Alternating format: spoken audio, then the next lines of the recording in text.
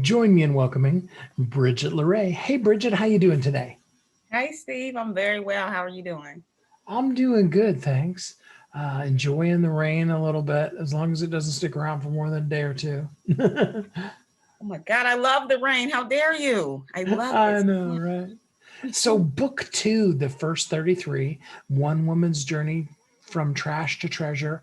Part two is the untamable teenage years. So, we're going to jump into the book, but first, just tell us a little bit about you in general. Who are you?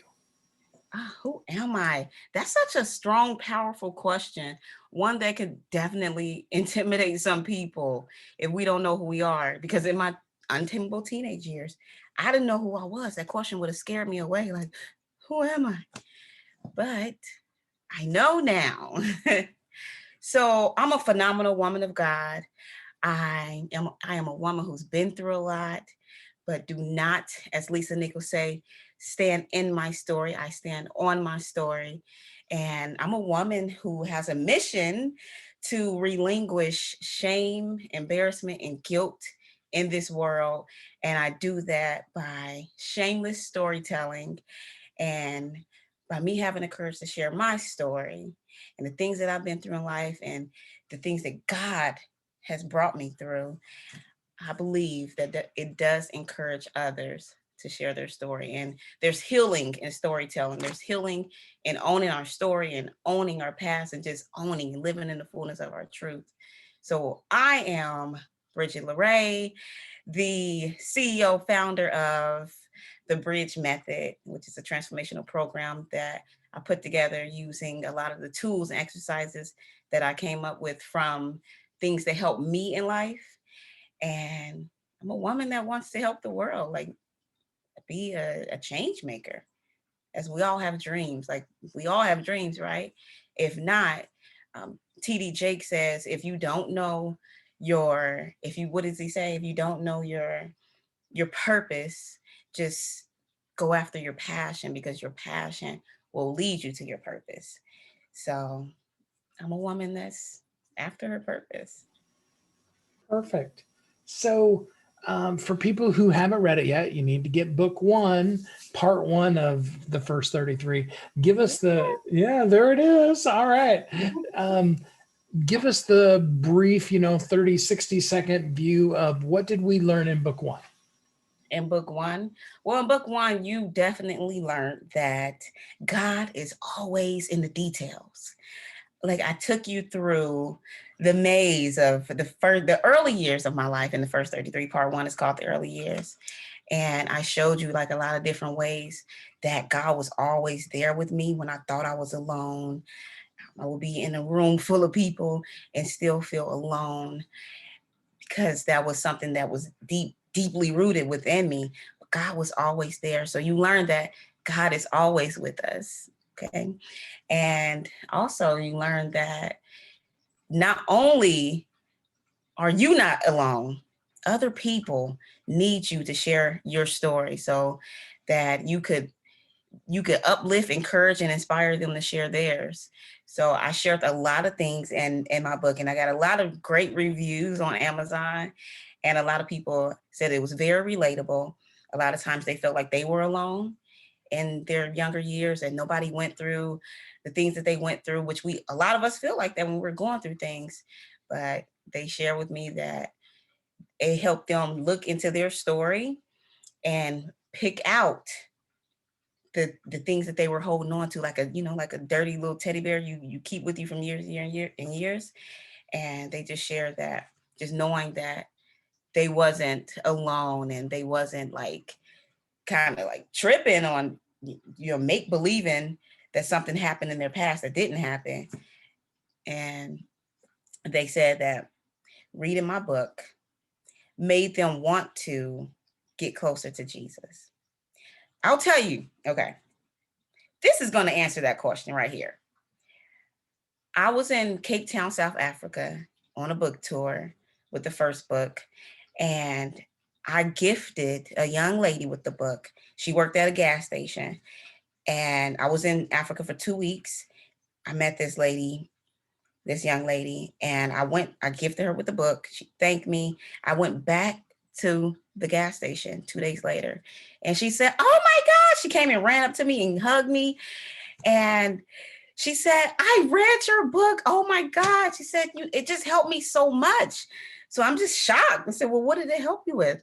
She said, it just really made me want to get closer to Jesus. Like, she's like, I grew up in church. I knew my way. I know the way of the Lord. And I just kind of fell off the path. And you just reading your book made me want to get closer to Jesus, like just as I am right now. Like, I know I don't have to be perfect. Like, you just showed that in your book. And she thanked me. And I actually have, she filmed it and everything. I'm going to, wherever I put this, I'm going to drop the video so you all can see this young lady. So it's just really helping people, get closer to Jesus, because it's definitely a Jesus-centered book. He's always there. That's awesome. So now we're into part 2, the Untamable Teenage Years. Tell us a little bit about that book. Maybe tell us, what's your favorite part of that book and what's it there for? Oh, that's a deep question. We should have rehearsed. I'm just kidding. My favorite part of this book.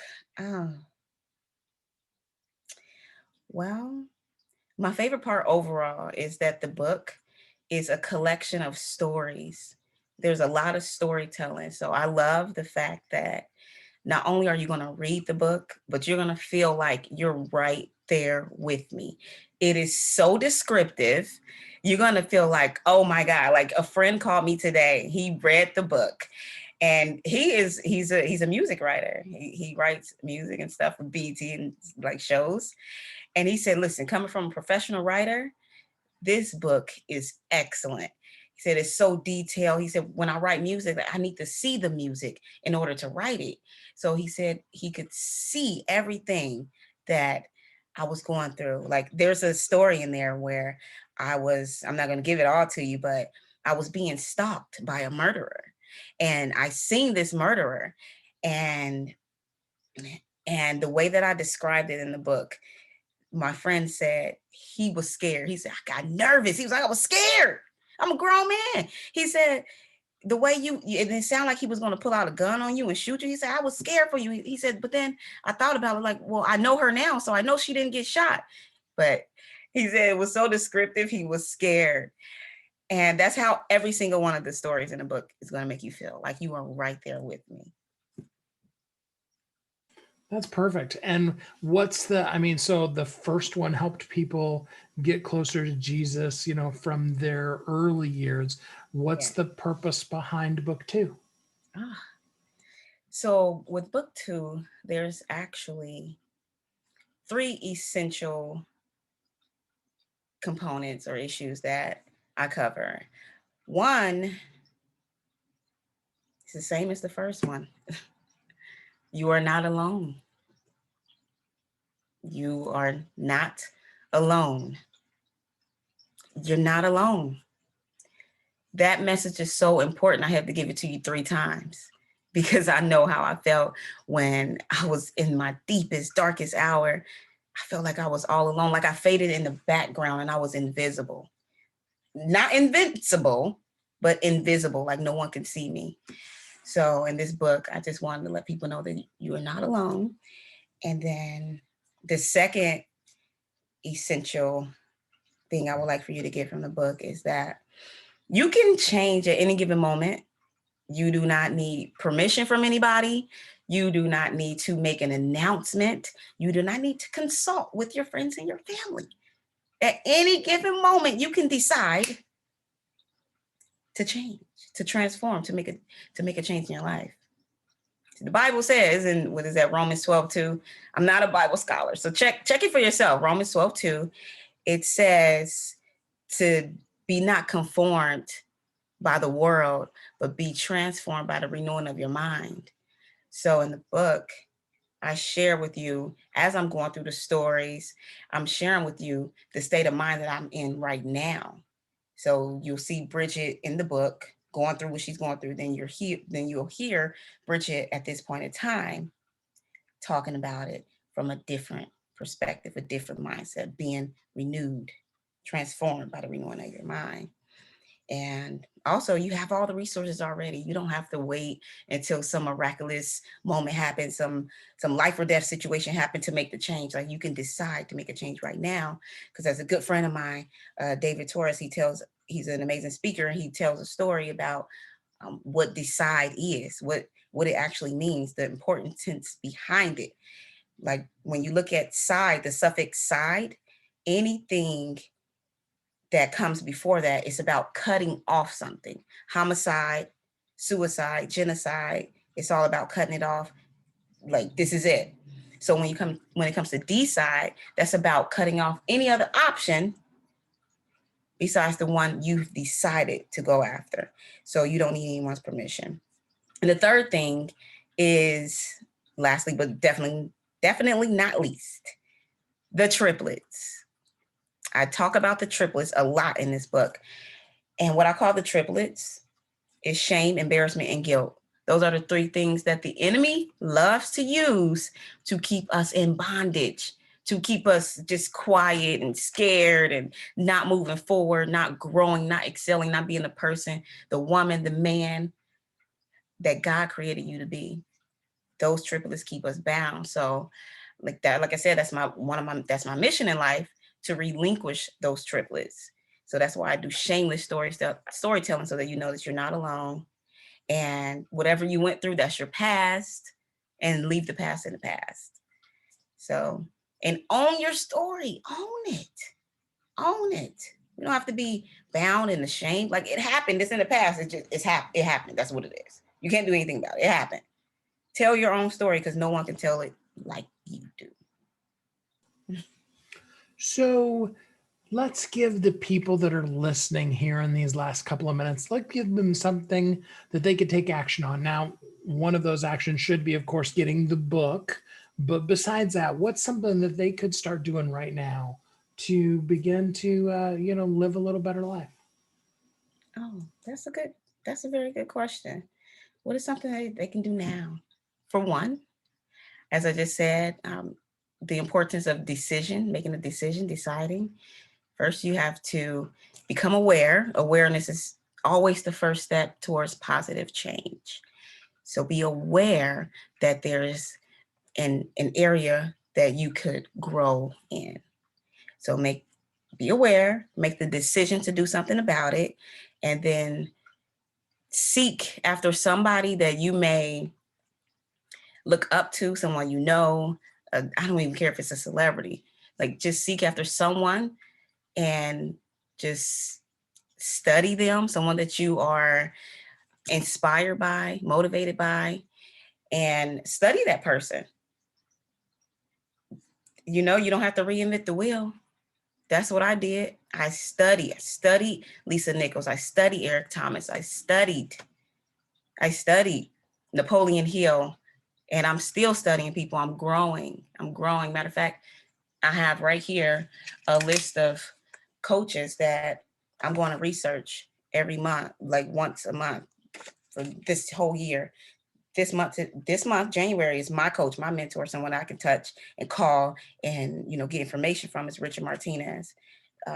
Like, just do little stuff like this. Get serious and start making a change for your future. And also, if you're looking for a program or something like that to go through, I do have a program called the Bridge Method.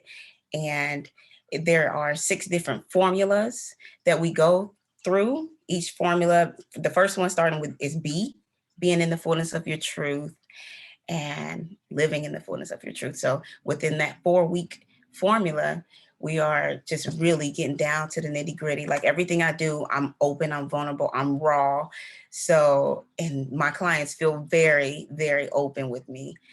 So that's why there are results, because I'm not speaking from a textbook, like, it's from experience. And the Bridge Method is all about tools, exercises, and things of that matter that I've experienced, things that help me to get to where I am today, from trash to treasure. So you can definitely go to BridgettLaRe.com and get more information on the Bridge Method. You can get the books there. If you go to my site and get the book, you'll get a signed copy. And Also, like, I have a lot of great resources, a lot of great people that I work with that I would definitely recommend as well. A lot of different communities, like the Gap community, that I've learned a lot from. This stuff that you can do as well. And as far as Toastmasters, this is what helped me to kind of shape and form my story and who I am. Like, you meet amazing individuals, one being Michael Schaefer, who I met through Toastmasters. He's my speaking coach now. He helped me, like, you'll see the story. The book is full of stories. He helped me to shape storytelling. So if you want to share your story, or if you want to improve anyway in life, like, join the Bridge Method, join the Toastmasters. It's international, so wherever you at, there's a Toastmasters in your area. Um, just keep growing, do your research. And what else did I want to share?